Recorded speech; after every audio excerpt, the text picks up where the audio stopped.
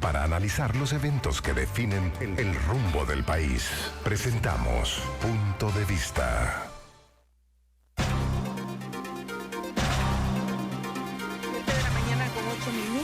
Lluvioso este viernes. Buenos días, gracias por su sintonía. Continuamos con nuestra programación esta mañana a nombre de Carlos Solís en la consola de sonido. Iván Flores está ya con la conexión para el enlace directo con el Facebook Live. Les habla Neri Madel Reyes. Sean bienvenidos a Punto de Vista. Se va el encargado de negocios de la Embajada de los Estados Unidos, que ha estado durante los últimos años. El señor Brendan O'Brien ha colocado ya en la red social de Twitter un mensaje que resume los distintos proyectos de cooperación que le ha tocado dirigir a través de los programas que ejecuta la Embajada de los Estados Unidos. Llegará un nuevo encargado de negocios, es Patrick Ventrell. Así es que tendremos en el cierre del informativo los detalles sobre este cambio en el personal diplomático de la Embajada de Estados Unidos acreditada en El Salvador.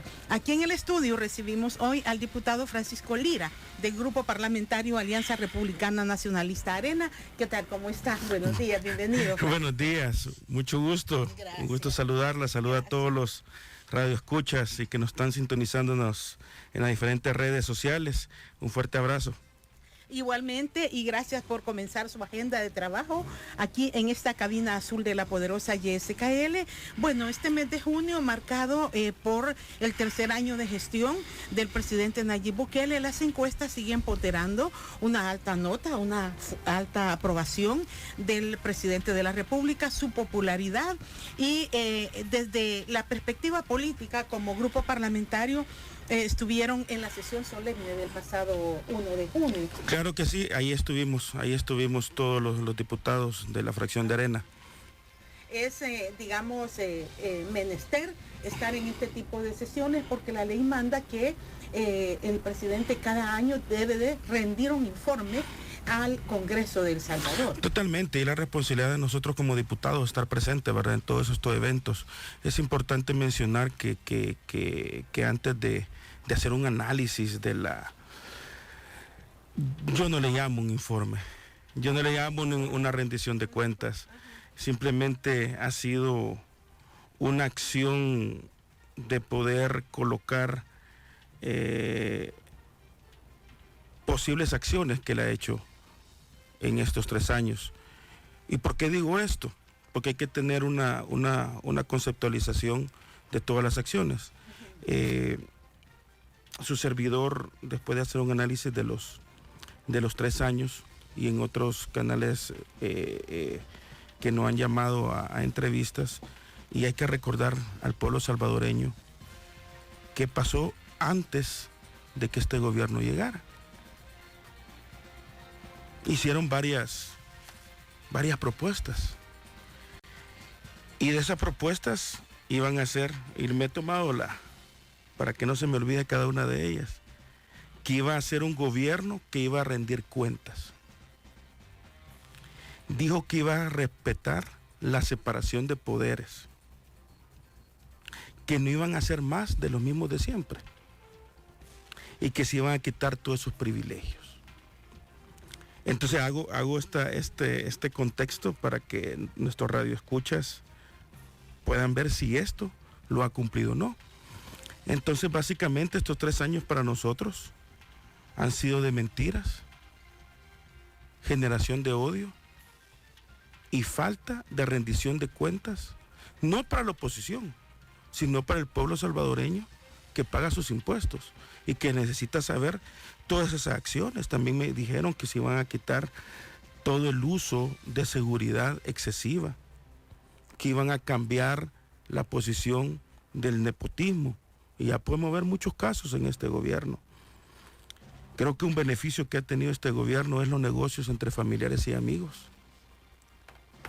y creo que es importante decirlo. Yo sé que muchas veces es complicado recordarlo, pero esto nos da una posición para poder hacer un análisis de la parte institucionalidad de la democracia del país, de una situación de la situación fiscal que tenemos, del tema educativo, económico y social que vamos a ir tocando en este día, y nosotros como grupo parlamentario dimos una posición el primero de junio. Lastimosamente las autoridades militares no permitieron que los medios de comunicación pudieran entrar a la Asamblea Legislativa y que nosotros pudiéramos hacer nuestro pronunciamiento. Esa dentro. Fue la conferencia convocada para Correcto, mañana, correcto. A las 10:30, que al final de cuentas los medios de comunicación no pudieron ingresar a la Asamblea Legislativa.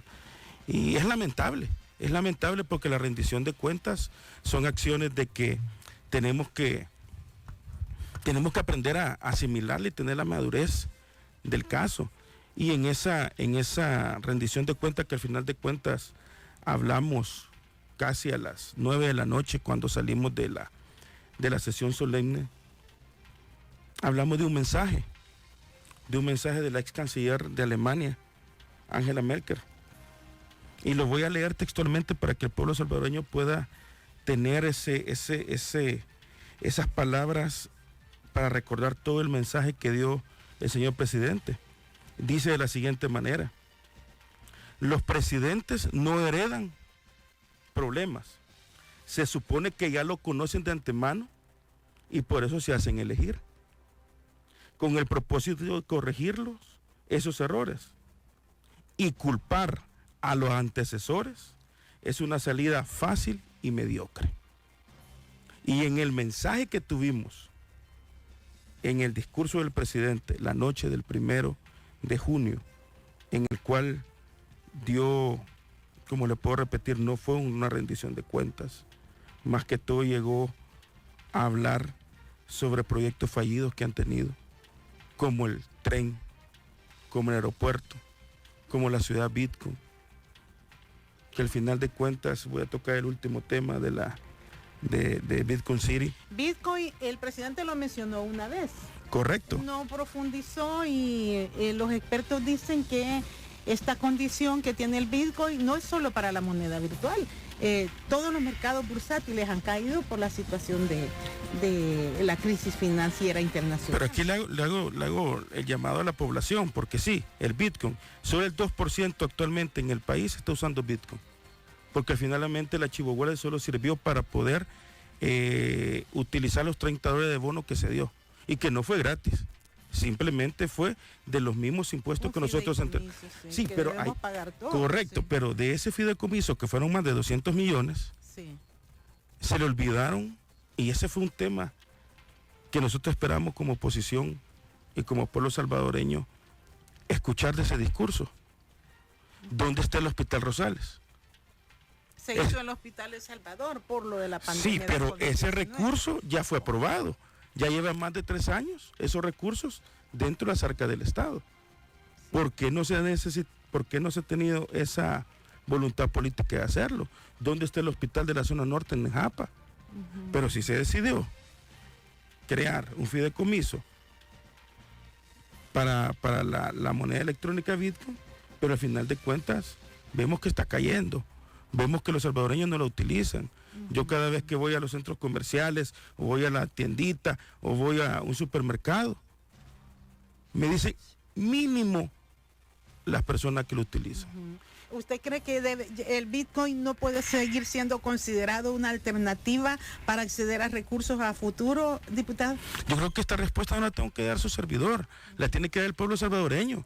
¿El pueblo salvadoreño está acostumbrado a usar una moneda electrónica? La respuesta es no. El pueblo salvadoreño tiene suficientes recursos para poder tener un recurso congelado y empezar a fluctuar, a ver si tengo ganancia o no. No, nuestro pueblo salvadoreño va, como decimos, lo que correcto, usted lo ha dicho. Entonces, básicamente, pues el Bitcoin, ustedes lo pueden decir, no es una alternativa, una política pública que actualmente en el país se está necesitando. Sí. Ahora, el presidente sí hizo ese background él habló de 42 años, porque habló más de 40 años, dijo, porque habló de los 30 años posguerra y lo que se vino durante la guerra. Pero es que los problemas también, Francisco, se acentuaron. Nuestra situación de pobreza, práctica de corrupción, lo que usted decía, falta de transparencia, estos problemas han estado siempre y se acentuaron. Totalmente. Entonces, como que hay un argumento, uno cuando lo escucha, dice, sí es cierto lo que está diciendo el presidente, hubo mucho, bueno, tenemos procesos judiciales contra funcionarios, eso nos demuestra que hicieron muy malas cosas. Sí, y yo estoy de acuerdo con eso. Y vuelvo a repetir, lo dije en el último programa que estuve con usted, que me juzguen en el primer año que llevo de gestión en la Asamblea Legislativa. Yo no voy a cargar acciones que han hecho políticos dentro de mi partido. Yo me desligo totalmente de esa situación. Pero vuelvo a repetir, mencioné los antecedentes de lo que él había prometido antes de llegar al Estado salvadoreño, al gobierno. Entonces una pregunta, él cumplió de colocar las ICIES, pero ¿por qué la desmontó? Si estábamos claros que iba a ir en contra de la corrupción. Sí, esa es una promesa incumplida. Es una promesa incumplida. Sí. Entonces, si vamos en contra de la corrupción, venga de donde venga. Sí. Y él directamente dijo, cualquier funcionario que cometa un error o toque un centavo del pueblo, yo mismo lo voy a meter a la cárcel. Entonces, ¿por qué desmontó las ICIES? Después de que habían presentado 12 casos de posible acto de corrupción al señor fiscal general antiguo. ¿Por qué tomaron esa decisión? ¿Por qué no dejaron que las instituciones funcionaran? A eso estoy colocando. Pero sí, porque un proceso de investigación me da la herramienta para decir es inocente o es culpable. Correcto, pero ¿por qué la detuvieron? ¿Por qué la desmontaron? ¿Por qué esa discusión de meses con la OEA? Esas son las preguntas que el pueblo salvadoreño tiene que hacerse. Y aquí nosotros esperábamos, en ese discurso, no tocó la situación financiera de este país. No tocó todo el tema de desplazamiento forzado por violencia. Los más de 300 personas que se van a diario a Estados Unidos y que terminan más de 70,000 personas en el Río Bravo, hacinándose cada vez más. Pero entonces la pregunta es, ustedes que me están escuchando, ¿cuántos de sus familias en este momento están arreglando su maleta para irse este fin de semana para Estados Unidos? Entonces, ¿dónde están las oportunidades que tanto se dicen que hay en este país? ¿Dónde está el costo de la vida, la canasta básica, el aumento de la electricidad, los recibos altos que llegan de agua potable? Todas esas acciones, nosotros esperábamos que en este discurso pudieran hablarse. Esperábamos que pudiera decir cómo va a atacar todo el tema de la pobreza, marginalidad, falta de oportunidades para los jóvenes. Decía, por ejemplo, en su informe el presidente sobre la evolución en la educación, que pese al golpe de la pandemia se debió avanzar en buscar acceso a la tecnología. ¿Será que 3 años todavía falta porque avancen los programas y no creen ustedes que pudiera tener un enfoque ya el 4º año hacia este problema de carácter social como es la atención de la pobreza? Yo esperaría que ya tuviera una acción. Obviamente aquí no vamos a solucionar la pobreza simplemente entregando paquetes de víveres. Ese es un deber que hay que hacerlo y aplaudo esa acción. Y por el momento que tuvimos, ¿verdad? Correcto. Porque creo que no hay que darle pescado, pero, dicen los sí, especialistas. pero si ustedes preguntan, el tercer paquete, una oportunidad de labor. ¿Qué llegaron al tercer paquete? No fueron ni siquiera completados. Y hago una pregunta aquí. Muchas veces en el tema educativo que usted acaba de colocar, hablamos de las computadoras y las tablets. Aplaudo eso. Pero no es un regalo que le está dando el gobierno. Son nuestros impuestos que estamos pagando para entregárselo. No es un favor que nos están haciendo. Y mucho del pueblo salvadoreño dicen, es un favor. No, no es un favor. Es una acción que debe de hacerse. Pero yo pregunto, ¿la educación ha mejorado después de 3 años? Nosotros colocamos... Sí, pregunto. Se deterioró por la pandemia, los estudiantes no iban, pero nos pasó a nivel mundial. ¿Cómo es posible que después de que la fracción de Arena colocó una pieza de correspondencia en un centro educativo de Cucatancingo que lo lideró la colega Silvia Astorga de Sonsonate, en el cual se le solicitaba al gobierno que pudieran hacer un refuerzo presupuestario, porque las condiciones de los centros educativos lastimosamente no son las más adecuadas. ¿Qué pasó a las semanas? Destituyeron a la ministra, colocaron un nuevo funcionario y en ese momento que lo colocaron hicieron un anuncio que iban a invertir 40.4 millones de dólares para reparaciones. ¿A dónde está eso? Lo están realizando. Yo le pregunto en su cantón, caserío, en sus centros escolares, ¿hicieron esas reparaciones? Hay algunas escuelas que sí, ellos convocaron a municipios de Soyapango y en Sonsonate y Ahuachapán para que los medios cubriéramos algunos procesos de inicio de reparación. No sé si han atendido y han hecho la inversión de los 40 millones. ¿Y por qué tienen que esperar que la oposición, que la fracción de Arena, haya colocado una pieza de correspondencia? Se habían pasado ya más de 2 años y medio. Entonces son acciones que al final de cuentas la población tiene que darse cuenta que Arena señala, pero también contrasta y además proponemos. Muchas veces en las redes sociales dicen Arena no propone. Hay más de 40 piezas de correspondencia recomendables que hemos propuesto.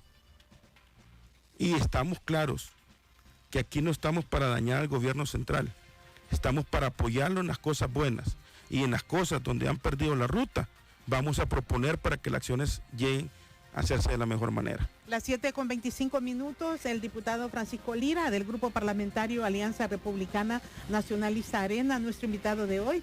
Ya regresaremos. Son las 7:33, continuamos con nuestro programa. Gracias por su sintonía, tengan cuidado porque está lluvioso. Hablamos hoy con el diputado Francisco Lira, es del Grupo Parlamentario de Arena, gracias a quienes también nos escriben y se están comunicando a través del 2224-0888. Diputado, ya han llamado oyentes haciendo referencia a la culpabilidad que ellos atribuyen a los gobiernos que tuvo Arena. Y otros llaman para preguntar qué ha pasado con la situación jurídica de la diputada Margarita Escobar.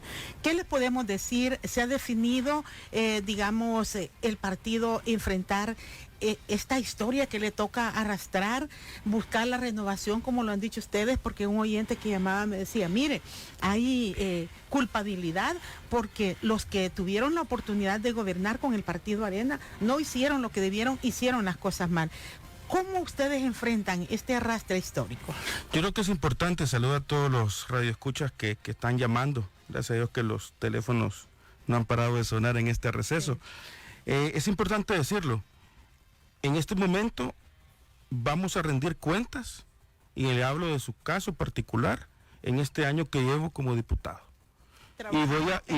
Y trabajando por las comunidades, colocando piezas de correspondencia y recomendable para poderle solucionar como esos problemas que tienen en Pasaquina, que no hablaron con centros escolares. Al final de cuentas, y vuelvo a repetir, como lo dijo en el primer pensamiento que mencioné, y este gobierno sabía lo que estaba afrontando.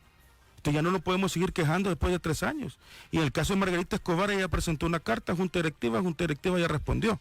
Yo creo que ya no vamos a darle más larga este asunto. Ese caso no compete directamente. No, ya ella colocó ya la directiva y Junta Directiva recibieron una carta y ya Junta Directiva dio la respuesta correspondiente del permiso que ella solicitó.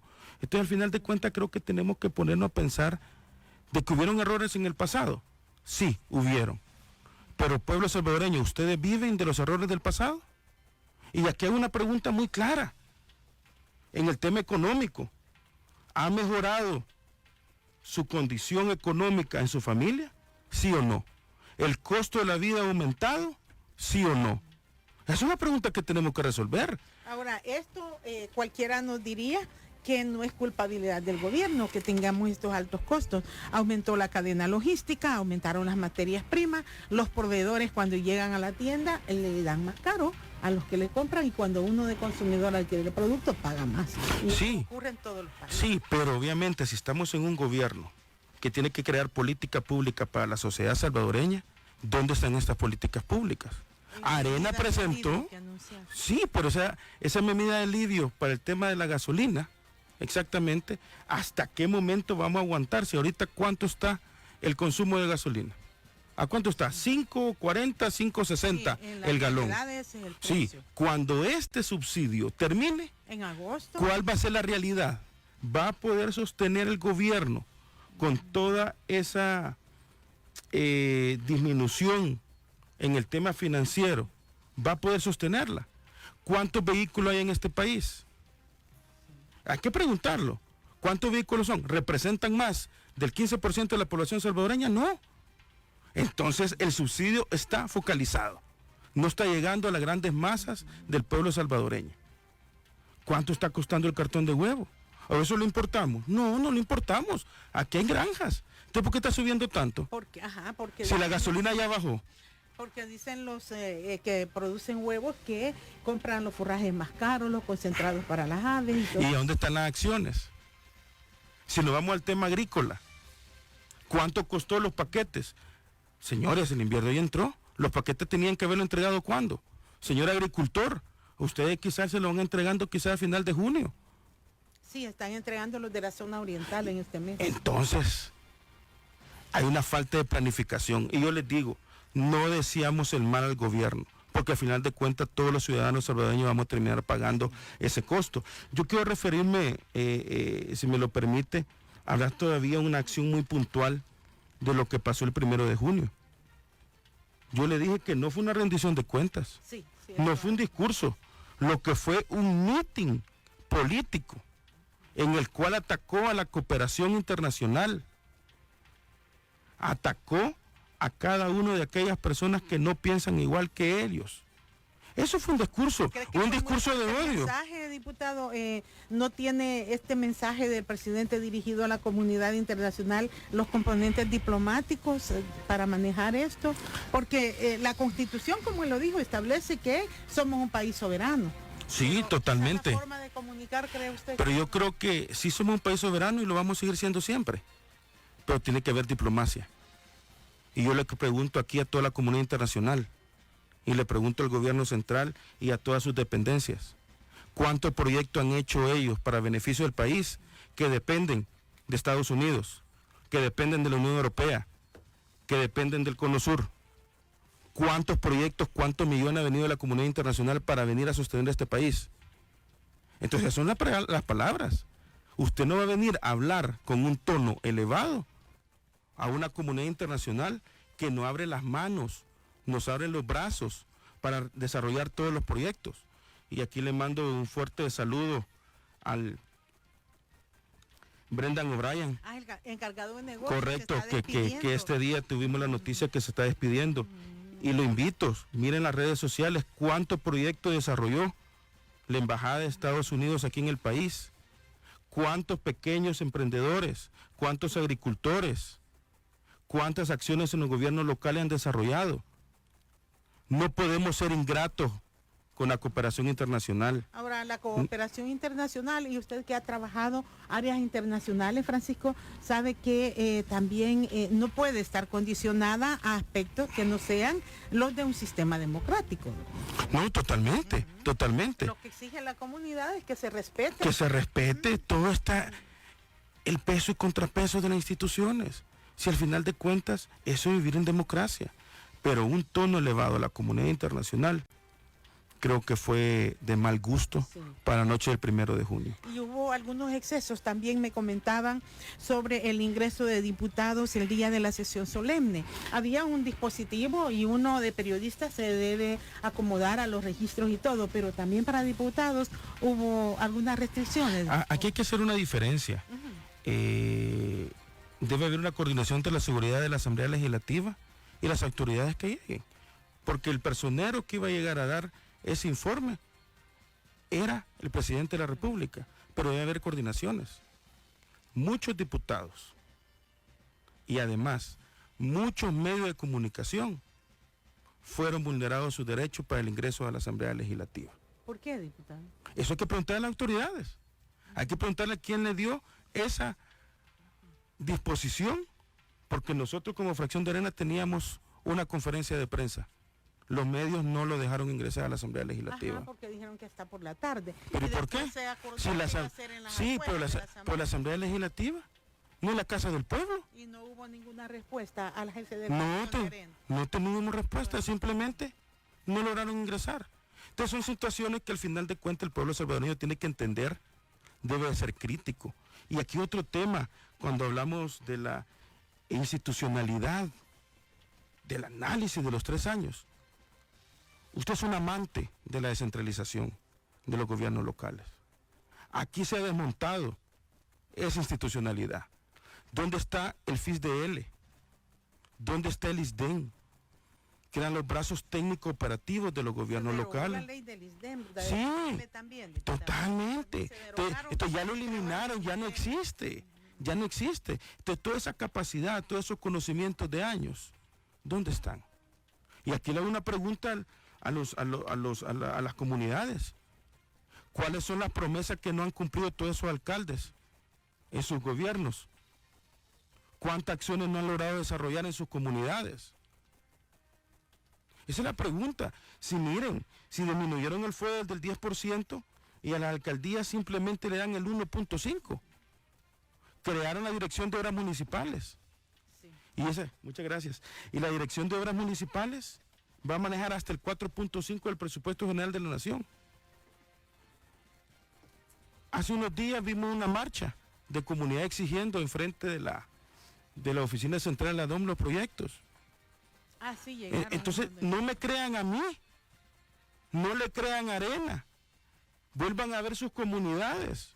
La introducción de agua potable, energía eléctrica, las carreteras, las calles comunales, los proyectos sociales, las becas, y ya puedo hacer una infinidad de detalles. ¿Dónde están esas acciones? Vamos a ir a una pausa con esta interrogante que plantea nuestro invitado, el diputado de Arena, Francisco Lira. Llamaron también a través del 22-2408-88. Le felicitan, dice, y que ojalá, y esto ya lo vamos a conocer también su valoración sobre el Consejo Ejecutivo Nacional COENA, que ha sido electo, parcialmente se renovó, y a ver qué preparativos hace el partido para seguir buscando una actualización. No nos cambie, ya regresaremos 7:44. Siempre vamos. Faltan 12 minutos para las 8 de la mañana. Continuamos nuestra conversación con el diputado Francisco Lira del Partido Alianza Republicana Nacionalista Arena. Hay también esta estructura partidaria que se ha modificado y que está trabajando. Realmente hay convicción de que se pueda ir avanzando para que se renueven, porque las encuestas revelan que hay poca apoyo para esperar una recuperación de los partidos, Francisco. Sí, y esta es una labor que tenemos que realizar todos juntos, porque las nuevas autoridades del COENA no solamente son para el Partido Arena, sino que para generar la esperanza para todo el país. Y eso tenemos que pasar de dejar el discurso a pasar a acciones. Y eso es lo que están haciendo el nuevo COENA, de pasar de un discurso a los hechos, de conectar con las comunidades, de conectar con ese liderazgo, porque al final de cuentas nuestras comunidades están lastimosamente, por lo que hablamos anteriormente, el tema de la desmantelamiento de la descentralización del gobierno locales, están solas. Sí, las municipalidades. Sí. Digamos que el partido tiene un planteamiento que ha sido bien recibido, Francisco. No, claro que sí. Ellos nos tienen totalmente en comunicación a los colegas diputados, y yo les puedo decir que cada vez más personas se están sumando, están creyendo en esta renovación, en esta creación de nuevos espacios en política. Y al final de cuentas lo que tenemos que generar en este país, que los sistemas políticos se mantengan. Porque si yo le pregunto, y aquí voy a dirigirme a los colegas de la bancada CIAN, porque les guste o no les guste, son mis colegas, porque somos 84 diputados. ¿Qué ideología son ellos? ¿Dónde están sus principios y valores? Si al final de cuentas, la ideología de ellos, y si usted se la puede preguntar a cualquiera de mis colegas, y lo digo con mucho respeto y cariño, ellos son una unión de todos los que han militado en otros partidos políticos y que han hecho cosas muchos de ellos dañinas para nuestras comunidades, nuestro pueblo salvadoreño. Entonces, ¿cuál es la ideología que ellos manejan? Sí. Estamos Hay hijos de funcionarios del FMLN, ¿verdad? Sí, pero al final de cuentas no podemos juzgar a los hijos de exfuncionarios, juzguémoslo por las acciones, que lo que puedan hacer. Yo creo firmemente que dentro de esa bancada hay gente honesta, gente trabajadora. Pues le hago un llamado para que no solo, como lo dijo un colega, que está en la misma fila mía en la Asamblea Legislativa, apretar el botón. Hagamos parlamentarismo, conversemos. Si mire, si al final de cuentas generando odio en este país no lo vamos a sacar adelante. Odio genera odio. Sí, hemos tenido largos años de confrontación, Francisco, y la renovación de Arena, ¿qué elementos nuevos vamos a ver? Que no me refiero a personas, sino a acciones concretas a nivel partidario. Generar esas esperanzas en la población salvadoreña para volver a los principios y valores que teníamos. ¿Y cómo se genera? Porque es fácil cuando se tenía una mayoría, cuando era gobierno. Ahora ofrecer Arena a los ciudadanos, pues dicen, bueno, ¿y qué pueden hacer por mí? Y esa es la oportunidad que nos están dando. ¿Qué estamos haciendo nosotros como fracción de Arena? Señalando, contrastando y además dando respuesta a las necesidades. Entonces, al final de cuentas, y siempre lo hemos creído nosotros, puede existir una cúpula de Arena, pero al final de cuentas, quienes hacen todo, las acciones, quienes velan por esos valores y principios, ellos dan las directrices generales, pero son nuestras comunidades, nuestras estructuras, que dicen, el país va mal. A esas personas hay que hablarle, a esas personas hay que darle... O las directrices que está dando el COENA no son las mejores, también les pueden decir en un momento determinado. Sí, pero ahora lo importante lo dice nuestro presidente Carlos Saade. Las decisiones se van a tomar de abajo hacia arriba. Y eso tú lo tuviste aquí y lo dijo. Ahora la voz de nuestra estructura se va a tomar en cuenta. Ya no podemos seguir pensando que se va a imponer. Ahora tenemos que abrir el partido. Y quizás ya aprendimos de los errores. Y aquí le hago un llamado, y no solo a la estructura de Arena, sino a ese 65% de indecisos que dicen las encuestas, que den la oportunidad a una nueva generación de políticos que queremos hacer bien las cosas. Porque al final de cuentas estamos viendo que las personas que están gobernando, y se la pueden preguntar, son derechas, son izquierdas, son centro, ¿qué son? Y al final de cuentas, si usted no tiene los principios, la moralidad, los valores claros, ¿qué ruta va a seguir? Bueno, hemos llegado al final de nuestra conversación con el diputado Francisco Lira. Gracias por haber venido, diputado. Ahí lo estaremos molestando para que nos visite y nos cuente también, porque hay temas importantes. Sé que se está revisando en lo de la Junta Directiva del RNPN. Más adelante creo que podemos seguir hablando de este y otros temas. Creo que sí, y abierto para cualquier entrevista que ustedes quieran realizarme. Saludo al pueblo salvadoreño y por favor sigan las indicaciones de los cuerpos de seguridad. Vamos a entrar en una situación lluviosa muy fuerte este fin de semana. Por favor acudan a las autoridades, sigan los consejos. Protección civil, correcto, las instituciones de socorro. Todas estas personas que viven en quebradas, a orillas de ríos, pues tomar las precauciones del caso.